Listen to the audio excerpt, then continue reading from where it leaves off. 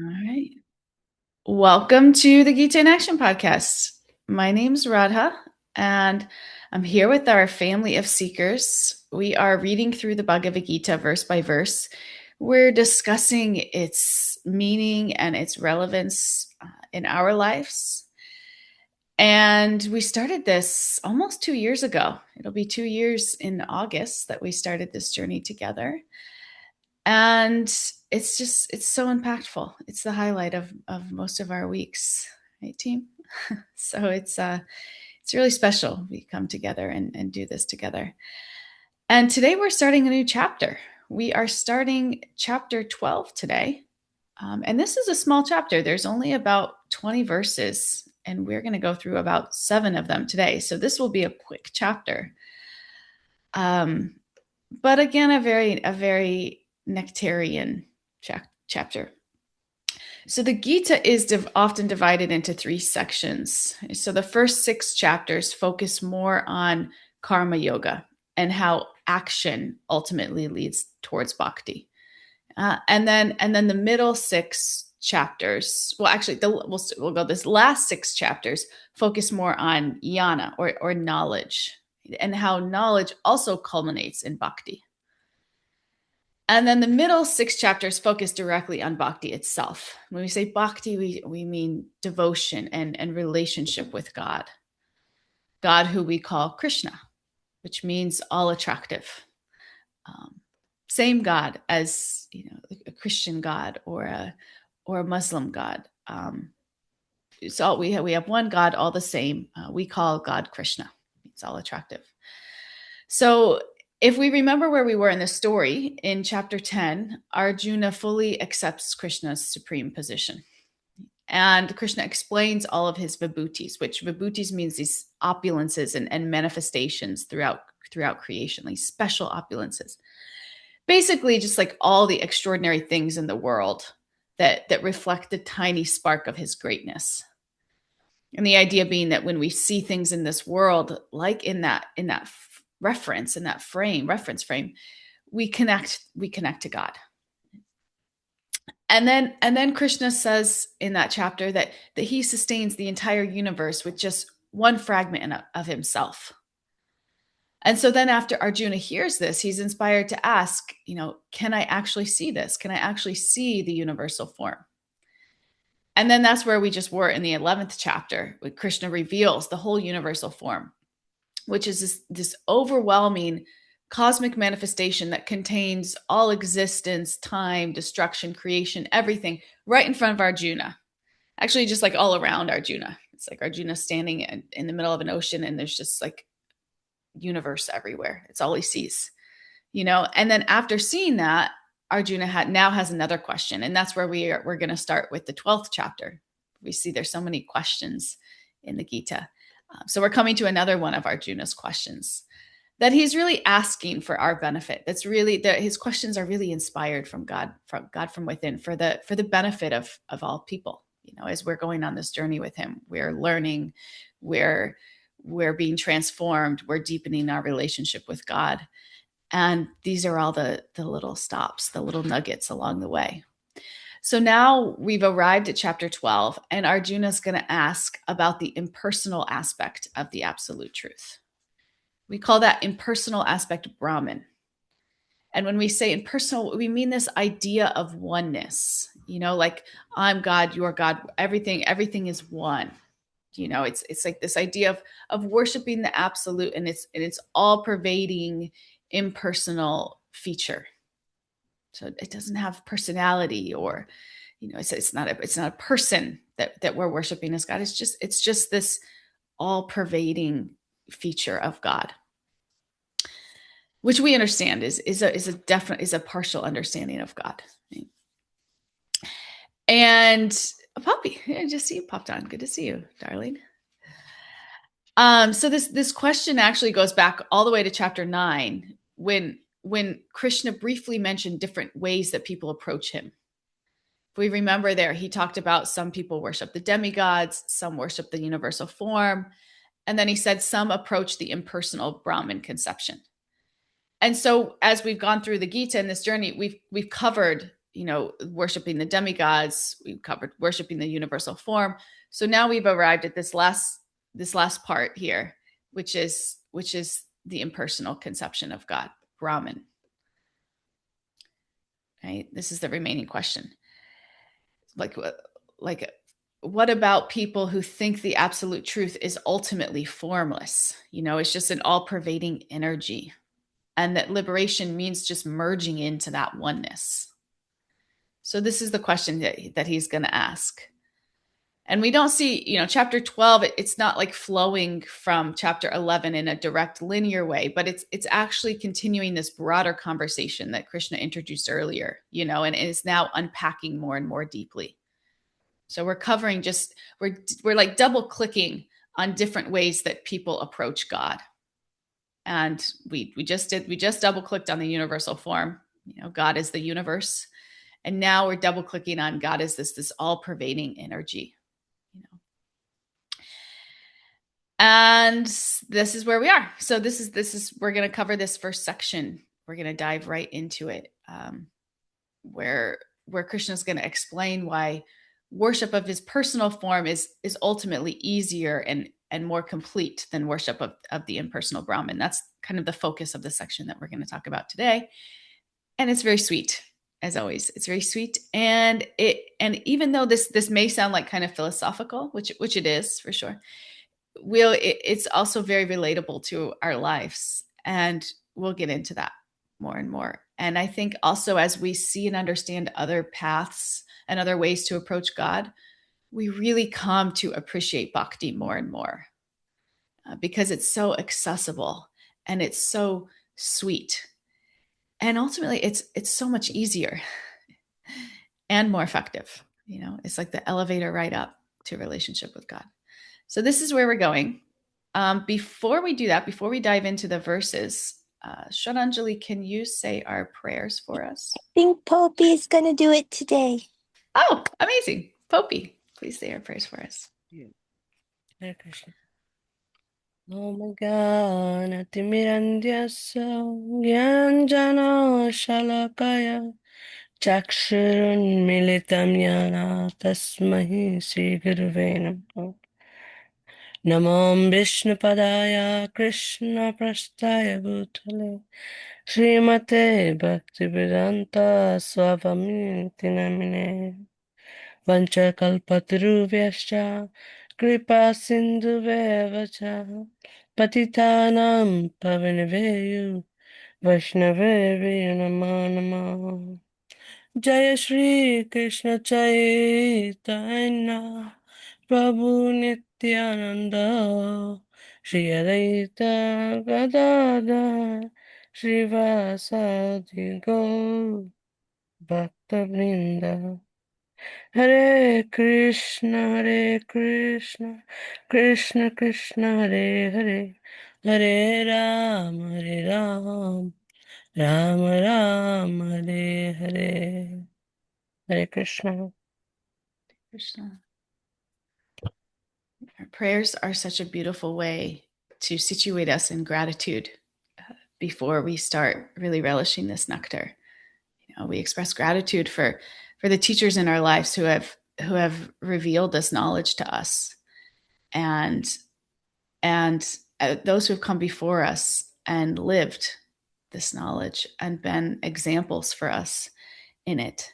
And when we situate ourselves in gratitude before we come together and study this text, it automatically somehow it kind of takes us out of this ego mind, kind of takes us out of the center as we recognize that, hey, it's not us. It's not us. We're not the reason that we're able to understand these texts, and we have a little bit of taste and attraction towards them. It's actually all the credit goes to those who have walked before us and who have paved the way for us to be able to come together and to benefit. And that changes everything. That changes everything. And that becomes like the digestive enzymes for our ability to really assimilate and imbibe these texts. So it's very sweet. And Poppy did that so beautifully. Thank you, Poppy. So we will start with text 1, chapter 12, text 1. I will share my screen. This chapter is titled Devotional Service. So we really just get into the essence here. And when you're ready, Shraddhanjali. Arjuna inquired, which are considered to be more perfect? Those who are always properly engaged in your devotional service, or those who worship the impersonal Brahman, the unmanifested? Thank you. So this is Arjuna's question. And up until this point, Krishna has explained the personal aspect of the absolute truth. He's explained the impersonal aspect. He's even explained the universal form. And he's described many different kinds of yogis and transcendentalists all throughout the Gita. But now we're really zooming in. We're really understanding which one is recommended and why.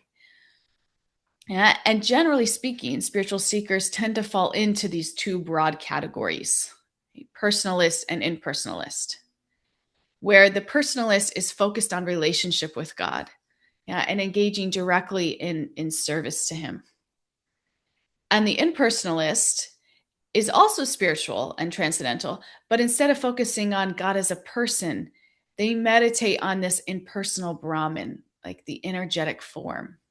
If God is like the sun, then his energy is the sun rays, and that's Brahman, like the light, the warmth that emanate from source.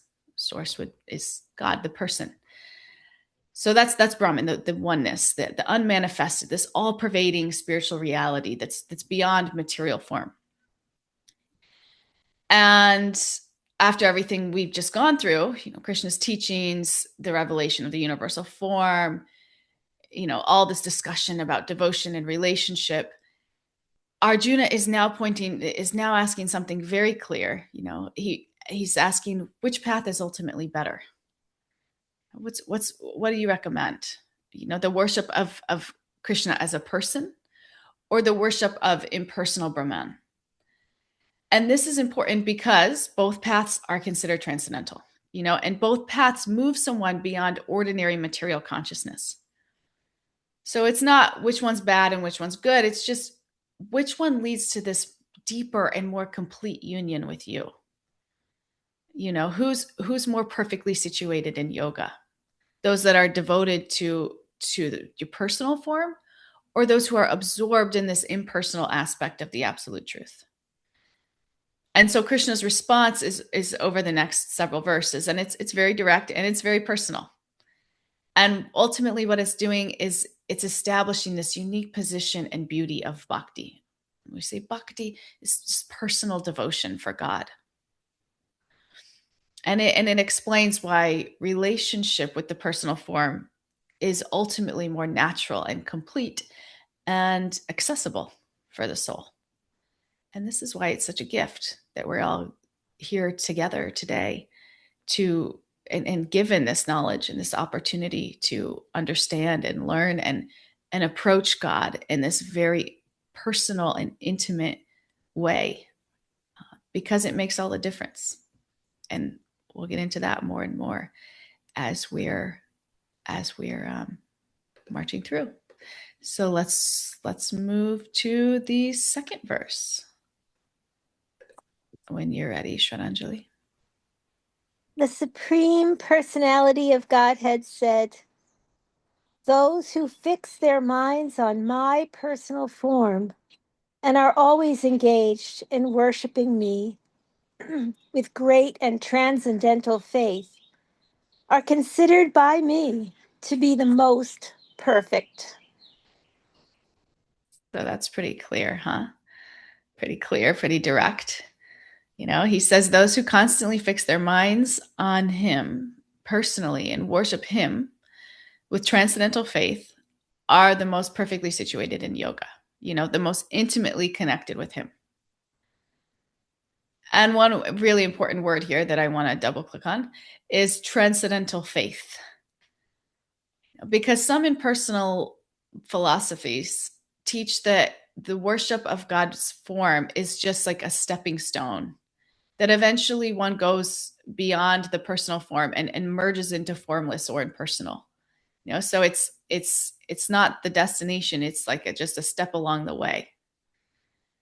But Krishna doesn't describe devotion to him that way here at all. He says that even on the transcendental platform, the devotee continues fixing the mind on him personally and continues worshiping him with transcendental faith. So therefore, the goal of spiritual life is not to eventually outgrow worship of the personal form, or move beyond relationship into impersonality. It's rather, as realization deepens, devotion is deepening, and relationship deepens and love deepens. And this is where we're going with all of this. And Krishna makes this super clear. He says, those who worship him personally with steady transcendental faith are considered by him to be the most intimately united with him. So it's the way and the destination. Bhakti is the process and the destination. The process is loving devotion to God. And ultimately, that's where we're going. That's even our final destination after we transcend this material experience. It's loving devotional service to God, because that's our constitutional position, right? We're servants of God. We get a little bit confused in this world. We end up oftentimes being servants of our ego, servants of our senses. Right? But our original constitutional position is a servant of God. And when we learn to live from that identity, from that eternal identity, even while we're in this material world, we actually experience the utmost connection and fulfillment of the heart. Yeah. And it might look the same. It might look this very same. Your days, your life, your duties might look all the same, but your internal disposition has changed. As this realization that your identity is actually a servant of God deepens, it makes all the difference in our consciousness and in the way we move around our lives. So let's move forward to 3 and 4. 3 and 4. I will share my screen again. Okay. For those whose minds are attached to the unmanifested impersonal feature of the Supreme, advancement is very troublesome. To make progress in that discipline is always difficult for those who are embodied. That was beautiful, but that was 5, I believe. Can we do 3 and 4 first? I It's up on the screen. apologize. I apologize.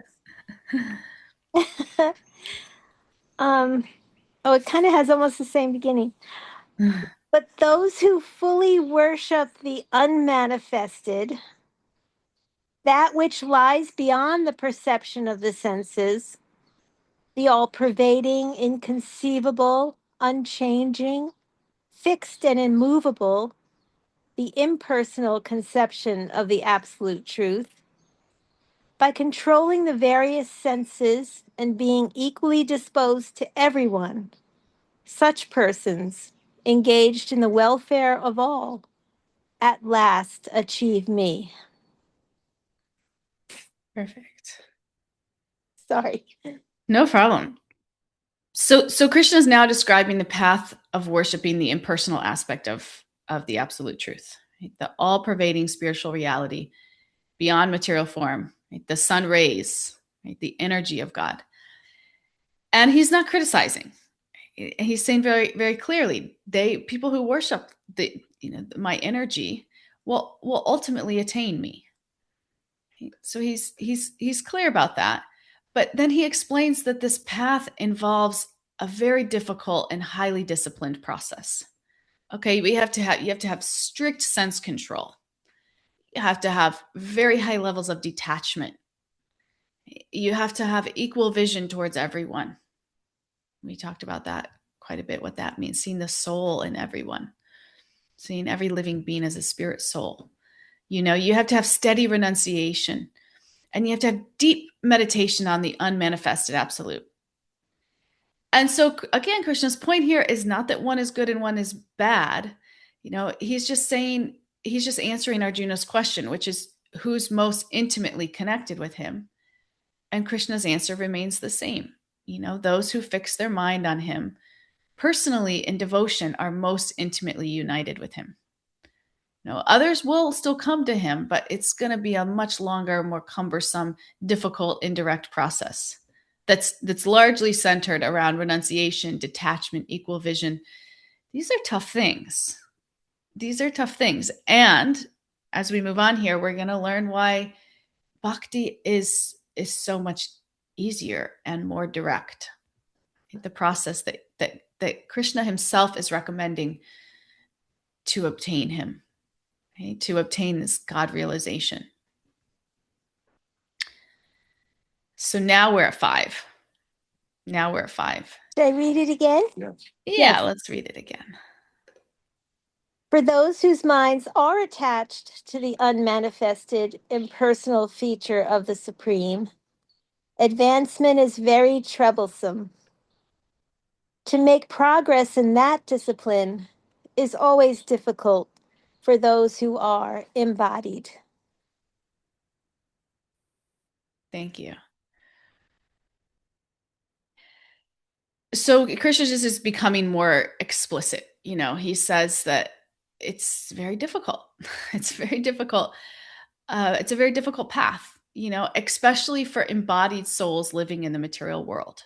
So we know we are not this body. We are not this mind. Right? We are spiritual souls.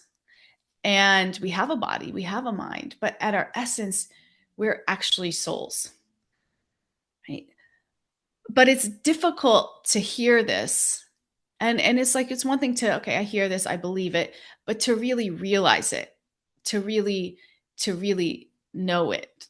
And it's difficult because we naturally experience life through relationships and forms and qualities and personalities and attachments. This is our human experience. Our minds are constantly interacting with tangible things. So if we want to meditate on something that's completely impersonal, it's difficult because it's just not so relatable. It's formless. It's beyond sensory perception. It's just super abstract for most people. And a lot of times people are attracted to this because they've been a little bit tricked by material relationships in this world. Right? We sometimes become infatuated with, worldly beauty, worldly relationships, worldly identities, and they let us down. This was my experience in the material world. It was like the next relationship was going to fill my heart. The next promotion was going to fill my heart. And then you finally get there, and then it's just like a letdown. It's great for some time, and then it's stale again. And then it's on to the next thing. And then sometimes we get a little bit bitter, a little like, okay, well, I'm fasting from relationships. I'm done with relationships. And so this idea of just like this impersonal energy is attractive. It's like, oh, finally something that's not going to hurt me. Finally something that's not going to let me down, because relationships let me down. So sometimes this becomes an important step for us. It's not even a bad thing. It's like it's meeting us where we are. This was my experience in spiritual life.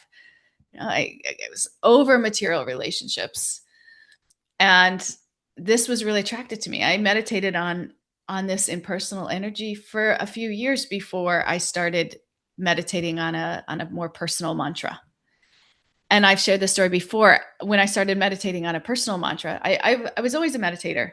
Well, always. I mean, after I graduated high school, I started getting into meditation. And the impersonal was just like so much relief. It was like I was drowning. It was just all the things, all the material symptoms, anxiety, all the ups and downs of material life. It was just like drowning. And this just like brought me back up for air. It was just like very steady. But then somebody gave me the personal mantra, which we call the Maha mantra, which is Hare Krishna, the Hare Krishna mantra we chant. And automatically I felt so much more shelter.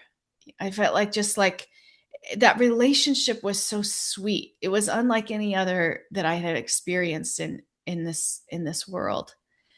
But it was a necessary step to take this to kind of take this time to meditate on the impersonal aspect of God, because it was so much less threatening, and in that time in my life where I wasn't ready to give my heart to another relationship. And this happens to us, our material conditionings kind of get in the way of our relationship with God. And this is really so much of our spiritual life here and our spiritual realizations in this material world is, where is our material conditioning getting in the way of our relationship with God? And our relationships with people in the world reveal so much around that. I was actually just having this conversation with Anuradha. She just got on and I thought, oh, maybe I should have. Like I have deep abandonment issues. I have deep, like some samskaras, conditioning. And it's something I'm aware of, something I developed as a kid in like when I had a parental relationship that was very like hot and cold. So I easily, I'm very sensitive to relationships that are hot and cold. And I was just telling Anuradha, I know this isn't spiritual, but this is my reality. Like, this is my conditioning. This is what I'm dealing with right now. And ultimately, what we'll see is whatever conditionings we bring into our worldly relationships, they're actually impacting our relationship, our highest relationship. And that is with God. So it's very sweet. These things are relationships that we have in this world can be revealing to things that we need to work on, because what happens is, if I feel abandoned, I end up abandoning myself. Right. And I end up seeing God in that way. Right. And then I end up having a very hot and cold relationship with God. So we have to be aware of these things, and they help us. So anyway, that's a little bit of a tangent. But this realization, the point is that impersonal realization, it can be a stepping stone, an important stepping stone in our spiritual growth if we're not quite ready to give our hearts and relationships yet, which is a real thing. It's a real thing. But we have to be careful not to get stuck there. We have to be careful not to get so frustrated with material relationships that we just swing all the way to the other side and we stay there, right? To this place of just worshiping that which is formless, worshiping that which can't hurt me, which can't let me down, right? And Krishna's explaining here why this path is so difficult, because naturally the heart longs for relationship. The mind naturally seeks attachment and absorption. It's like, even if you get out of an unhealthy worldly relationship and you're sworn off relationship, it's only a matter of time before you're going to enter another one. Yeah. And hopefully you've worked on yourself a little bit so that your picker is a little bit improved, upgraded, But the point is, we're designed to long for relationship. This is how we're built. And what we're actually longing for is relationship with Creator.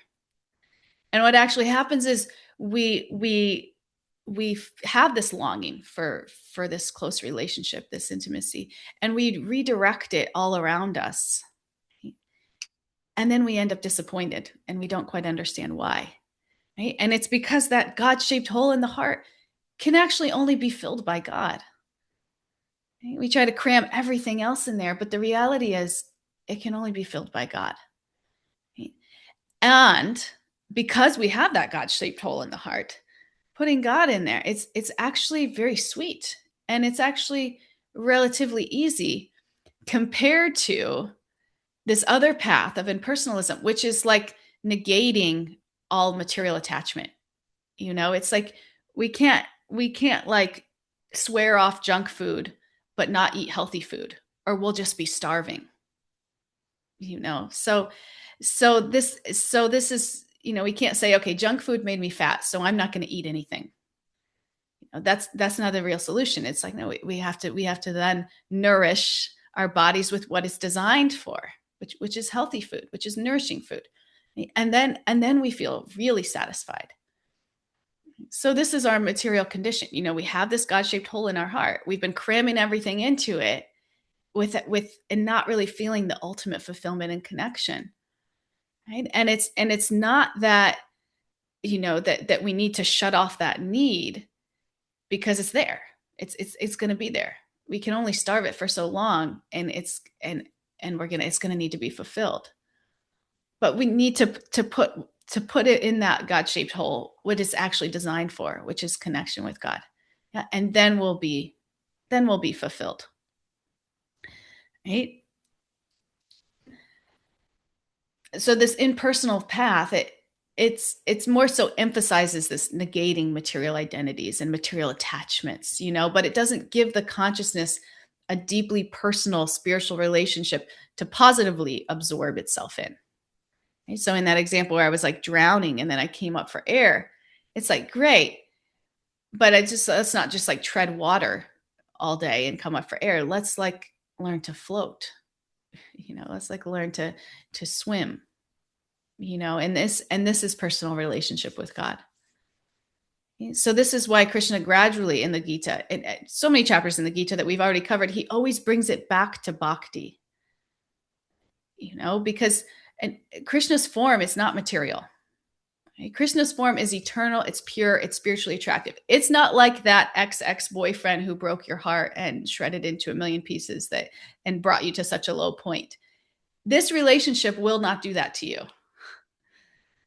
When the mind becomes attached to God, this attachment itself actually purifies the heart. And it weakens even our fascination with temporary worldly forms. And so the more we become attracted to God, the less we start needing to shove all of those material substitutes into the God-shaped hole in our heart. The less we become controlled by those things. Because we're becoming full. Our cup is full, so we don't have to fill it with all the muck anymore. And not naturally, all the muck is getting displaced. Because the muck, it fades, it disappoints, it changes.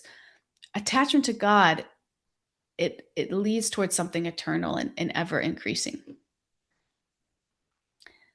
Shraddhanjali, do you have something to share with us? Yeah, I think too, that, if someone, even if, there's the external that have let you down. But I think I knew someone who was very agitated in her own mind, and it was sort of like when the God-shaped hole, she didn't even want to have that because she couldn't fill it.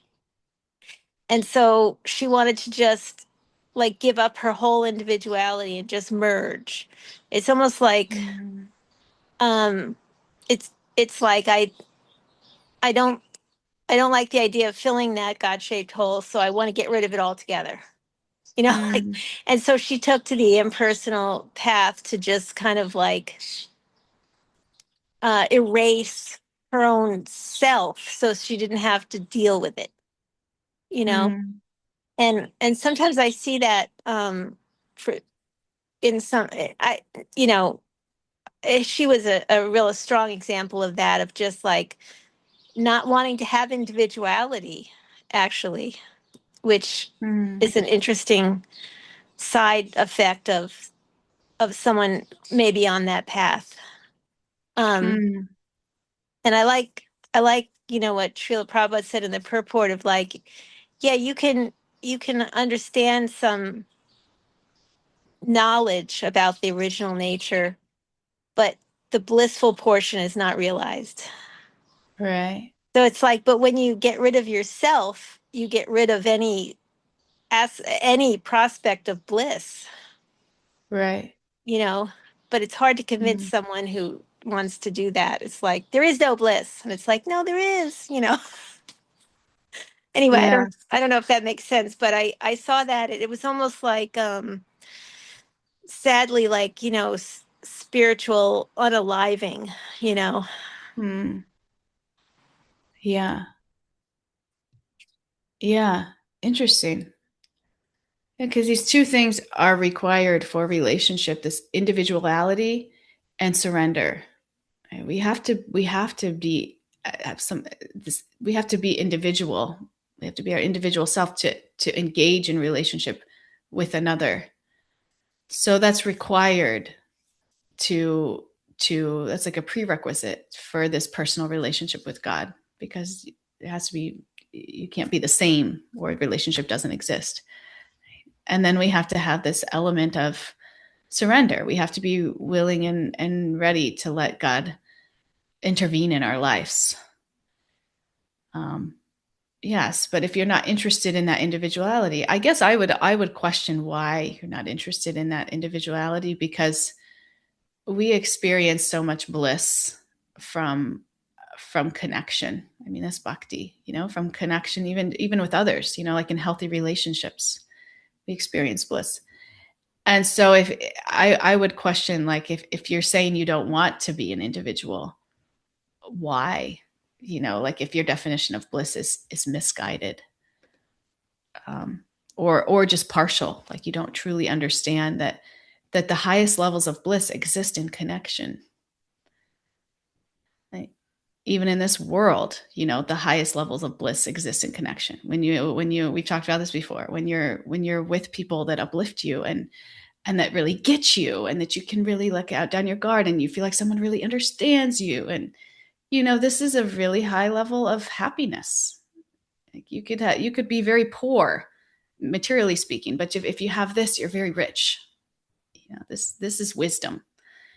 Okay? So I would wonder what would make somebody not want to be an individual, I guess, would be my question in the first place. Because life teaches us that connection is the highest happiness. And then spiritual life takes it to the next level and says that connection with God is the highest of highest happiness. Maybe a form of Yeah. despair. Yeah. Yeah. Yeah. So very interesting. Thank you for sharing that. So this is in the first 6 chapters, we learned a lot about the soul, and we learned a lot about the qualities of the soul, right? And then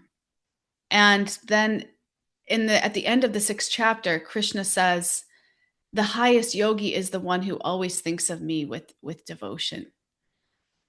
And then in this bhakti yoga section, chapter 7 through 11, that's deepening. That realization is deepening, through bhakti and relationship. So now in chapter 12, Arjuna is essentially saying, you've described both impersonal realization, this, that we're the soul, we're not this body, and you've talked about personal devotion and what is actually the highest path. And as we're going through, this answer is just becoming more and more clear, right? And that is that those who fix their mind on him personally in devotion are more naturally and intimately situated in yoga. Should we do one more verse? 6, 7. This kind of concludes this section and really brings it all home, actually. This final verse, 6, 7. But those who worship me, giving up all their activities unto me, and being devoted to me without deviation, engaged in devotional service, and always meditating upon me, having fixed their minds upon me, O son of Pritha. For them I am the swift deliverer from the ocean of birth and death. Thank you. So now Krishna's saying something really personal about bhakti. He's saying that those who offer their work to him, who make him their ultimate goal, who remember him, who worship him, who stay connected to him with in the mood of devotion, he says for those people, he personally becomes the deliverer. And this is one of the major differences between bhakti and the impersonal path, because the impersonal path is conception, it's neutral. There's like no personal reciprocation there. There's no relationship. There's no emotion exchange. There's no loving interaction. But with Krishna, there's relationship. There's reciprocation. There's care. It's like if we imagine that someone fell into a well and there's just a rope that's hanging there, they have to grab the rope and they have to slowly climb out entirely by their own strength. There's a little notch there, the rope's hanging. But if there's actually a person above the well that's holding the rope, someone who sees them, who cares about them, who wants to help them, then the whole experience changes. Because now there's support. Now there's reciprocation. There's someone that's pulling from the other side. And this is Krishna saying, for my devotee, I become that person. He says, I become the swift deliverer. This is the sweetness of bhakti. God's not distant. He's not indifferent towards his people. He personally guides them, protects them, strengthens them, lifts them up. And this is so encouraging because, again, it's like we don't have to do it on our own and we don't have to be so perfect overnight. Like if we struggle with our conditioning, if we struggle in our meditation and in our routines, as long as we're sincerely trying to connect with God, he'll see that sincerity and he'll start helping us from within. And he doesn't only empower us from within, he personally helps carry us forward. And Krishna emphasizes something really practical here. He says it's not about what kind of work we're doing externally. It's more about the consciousness behind it. So we all have duties in this world. We all have, responsibilities, jobs, families, kids, spouses, But whatever we have, whatever duties we have, if we sincerely offer it to Krishna and try to remember him, that same work gradually becomes spiritualized.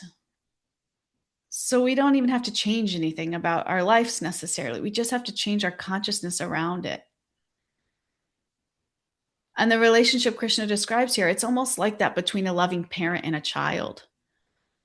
Like a child may stumble while learning to walk, but the parent naturally wants to guide and protect, encourage, help them grow. Isn't this so much sweeter, than just like this, like, I'll do it all on my own mentality? It's just like gripping, struggling. Prabhupada would say that a personal relationship with God is like we're like a little kitten in the mouth of its mother. But the impersonal is like a monkey that's grabbing onto the stomach, a little baby monkey that's grabbing onto the stomach of his mother. It's like we don't have to try so hard. We just have to be sincere in our effort in devoting to God. And the engineer in me, I'll give you one more visual that I really appreciate, is it's like if we think of like a y-axis and like the negative portion is like material existence. We know it's tough. Material existence is tough. It's tough. We get attached to things, they go away. Even if we have the best relationship, ultimately time is going to take that too. Like it's going to go away. And this is rough. Right? So we come to this impersonal realization. This is like zero. This is like y equals zero. It's like we don't have to suffer anymore. We don't have to struggle anymore. It's just like we can breathe. We come up for air. But spiritual connection is the positive y-axis. Right? This is where our hearts really become fulfilled. And this is personal relationship with God. Okay? It carries us. God carries us. Okay? And this is blissful. This gives us hope. And we all need hope. Because without hope, life is unbearable. But we have to choose carefully where we're placing our hope. So often we place our hope in things like pleasure, success, control, relationships, recognition, thinking that this next thing is finally going to satisfy me. This will be the thing. And this is like being lost in a desert and seeing mirages everywhere. If you place your hope in a mirage, thinking that your thirst will be satisfied, like your hope is going to eventually disappoint and eventually destroy us. This is like placing our hope in material things of this world. This isn't to be pessimistic. This is just to be realistic. Understand them in perspective. They give us some amount of happiness, but don't expect them to be the ultimate fulfillment of the heart, because they will let you down. Inevitably, it's the way material energy is designed. Understand its nature. The Gita is here to teach us its nature. Okay? They'll give us drops of happiness, but they will leave us empty and searching again. This is the nature. Krishna's saying, stop placing your deepest hope in these mirages. And Krishna's not just even a guide that's leading us towards an oasis. He himself is the oasis. He himself is the oasis in the desert. We are starving of thirst. He's the reservoir of pleasure, of love, of beauty, of meaning, of fulfillment. Everything that the soul is ultimately searching for. And bhakti yoga is the path that reconnects us to him, that reconnects us to that oasis. So if ever we feel discouraged in spiritual life, Krishna's promise here it's deeply comforting. He's saying, I'm the swift deliverer of my devotee. This hope, gives us strength to continue practicing until the heart becomes fully absorbed in him. And then we're just like swimming in that divine oasis. Our thirst is like more than quenched. We're swimming. We're swimming in the divine oasis that is love of God. And that's what's available for all of us on this path, if we stick to it sincerely and with determination. This fruit, this love of God is available for us all in this lifetime, even in this lifetime. So that's all that I had for you today. I would love to hear some reflections, additions, corrections. Please share.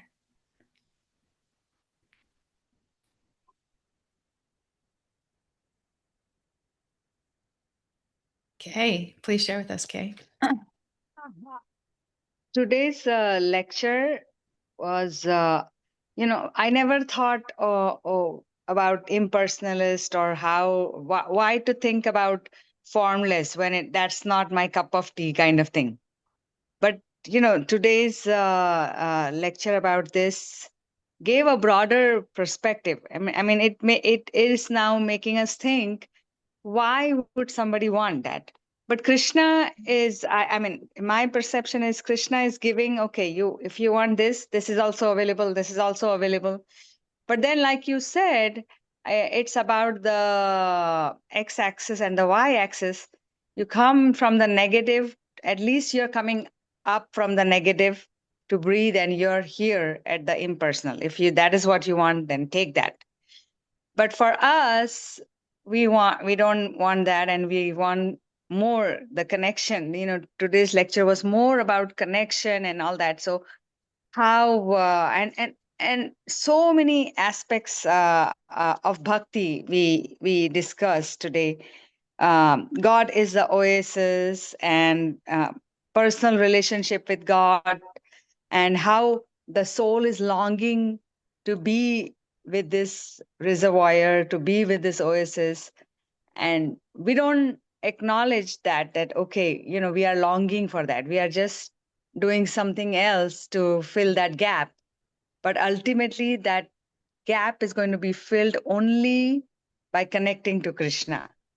And the personal relationship, not the formless, but the form is so connecting, because if we connect with that, we get everything that we are looking for. That is what was so nice. And connection, that was the main thing today. Yes, beautiful. Thank you. Thank you. Margot, it's good to see you again, dear. Oh, sorry, I'm driving, but I'm almost ready to park. But So thank you for this affirmation. I'm just going to share a quick story. So can you hear me or not really? Yeah, it's perfect. Yeah. Um, as a young girl, I couldn't have been more than 7 or 8 years old. I remember I was mute as a child, selectively mute, but nonetheless mute. And so, talking for me was like this full-on anxiety panic attack. Um, but I remember I was raised in a Christian home, and I remember just being in church, right, and just feeling alone and all the things that you feel like as a child who, you know, kind of was always on the outs. And I just felt the love of God, of Krishna. And at that time, it was like Jesus just enter me, and I never felt alone after that moment. And it's just been this complete space of devotion. Of course, for a short period of time, 10 years of my life, I kind of abandoned it, because I was told something else that God is. And I'm like, that's not who God is. And that's the God. I'm not going to be around that God, because my God is loving and joy and loves me so much and loves everything. And so this is where and who and I've been practicing from in this devotion to the divine. And to find this bhakti path maybe about 3, 4, 5 years ago has been such a gift. And so just hearing this morning, it's just such an affirmation. And yeah, so thank you so much. And that's pretty much what I want to say to that, because it saved me it saved me so, so many times. And all I want to do is share this with the world. Like, this is the path. This is the path. Like, this love and whatever your relationship with the divine. It doesn't have to be the same as mine, but create whatever it is. Like, open that love in your heart in a deep way. So thank you. Thank you. Wow. Beautiful. Thank you. Yeah. Christianity is bhakti. It's beautiful. Thank you. Anybody else? The other realizations or shares? I actually find myself attracted to the impersonal aspect sometimes. That's just like a one that's I get pretty frustrated with relationships and I'm a runner, so I'm like, okay, let's just pause this. Um, so this has been the was a stretch for me when I got into it, and it continues to be. It always stretches me in different ways. Because you can't just throw the baby out with the bathwater. We have to keep trying. And the beauty is that Krishna sees our effort and carries us. And that's been my experience in bhakti. It's like when you feel like you're just like struggling, nothing's adding up, you're not getting anywhere, Krishna will just lift you up. And it's so sweet. We don't have to do it alone. That's the whole point. Right? That's the whole point. Aaron. Hare Krishna. Um, I just want to share my appreciation for the point you made about perfection. Because I don't know whether it's like perfection or similarly like the expectations I have, and specifically the expectations I have of God. But I do think I, often fall into this trap of, like, you chant for a certain number of years and you chant for a certain number of rounds, and it's just like I should be progressing in this way and getting closer to this love of God, and it should look a particular way or feel a particular way. And I know those are like my own, everything that I'm bringing to the table and bringing to the relationship. It almost feels sometimes uh, as if like you're like staring straight ahead looking for God, and he's like everywhere, but you're just staring at this one spot. So yeah, I do feel like just like that permission to like let go of you like analyzing your progress or like critiquing where you're at. Because even like in thinking about sharing this, it's like, well, I don't really feel like I've made no progress. I just think after a certain period of time, I'm sure there's like an exponential, start, and then you can't stay at that level forever.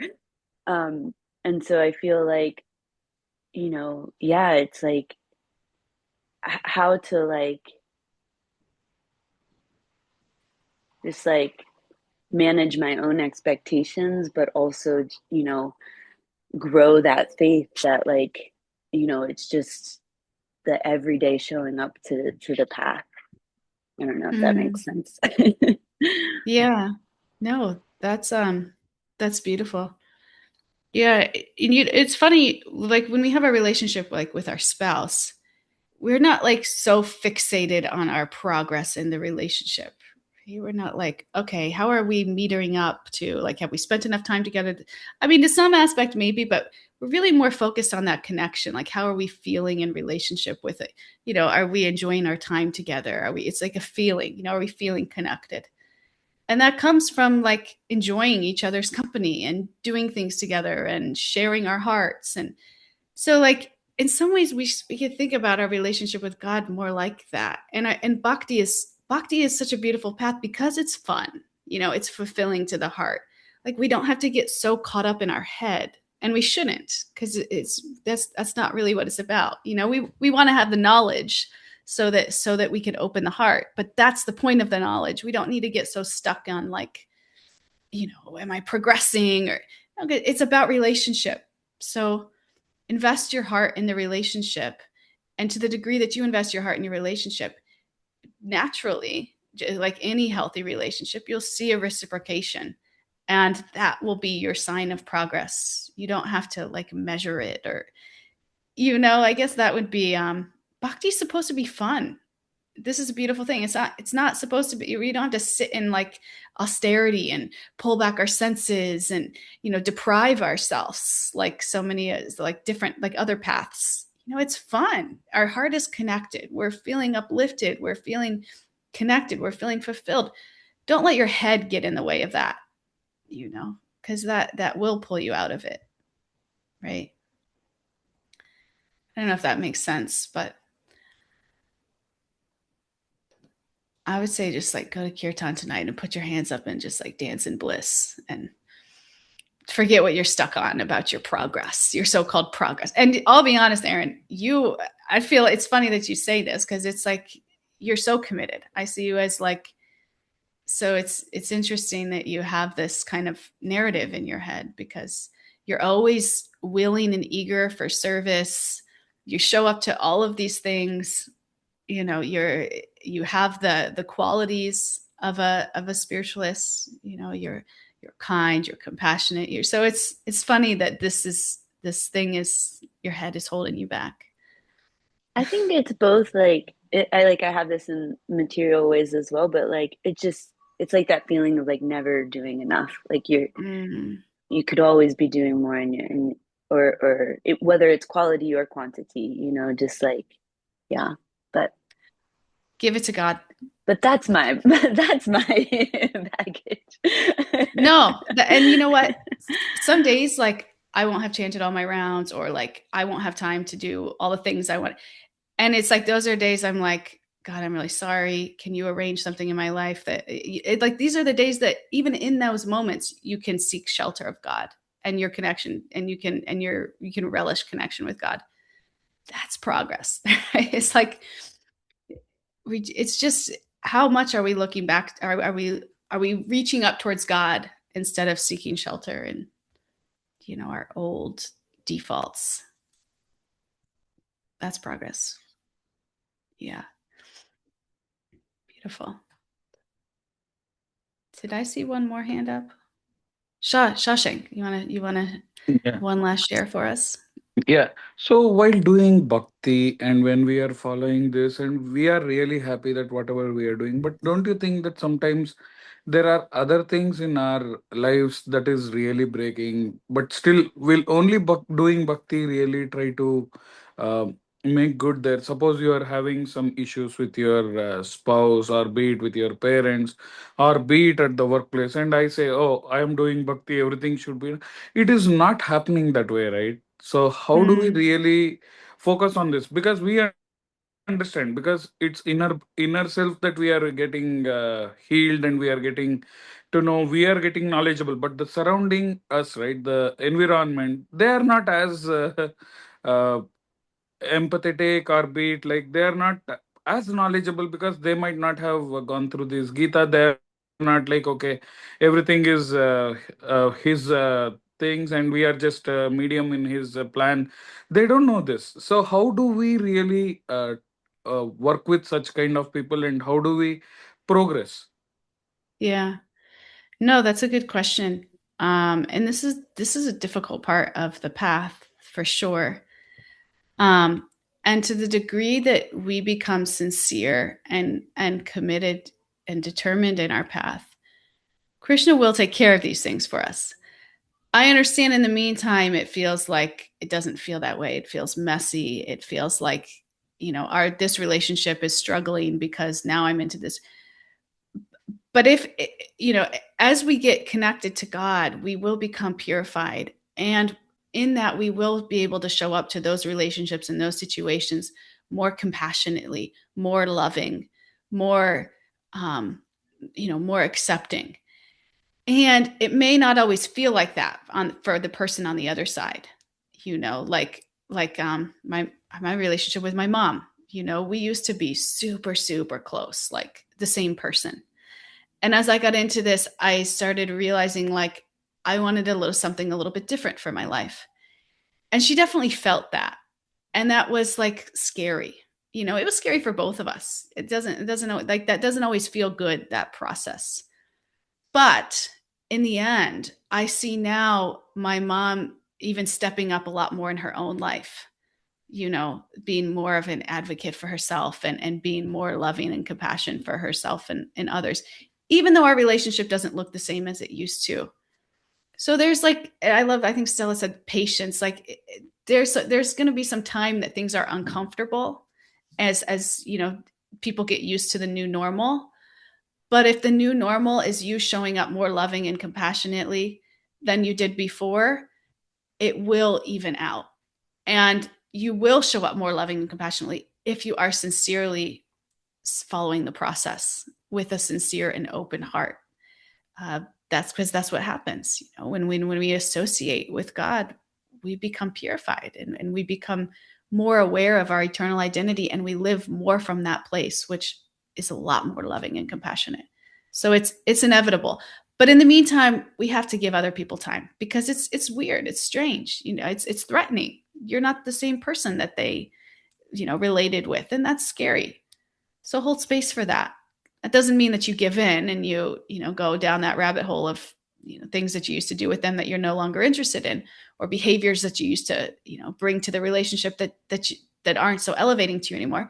You don't have to give in, but at the same time, understand where they are and give them space and love in that place. Hold space for that, because that's hard. That's hard. We can't expect them to just be where we are. That's not loving compassionately and compassion. We have to let them be where they are and hold space for that. Love them anyway. And they'll come in their own time. Guaranteed. They'll come in their own time. It may not be as fast as you want, but you will see just by being that example, because that is the power of association. Scriptures tell us association, just 1 minute association with a great soul, can change the entire trajectory of your life. And we know this, people that we're around that lift us up, that make us feel like better versions of ourselves. Be that better version of yourself. Be that example for others, and they will see it and they will follow to the degree that you're committed. I hope that makes sense.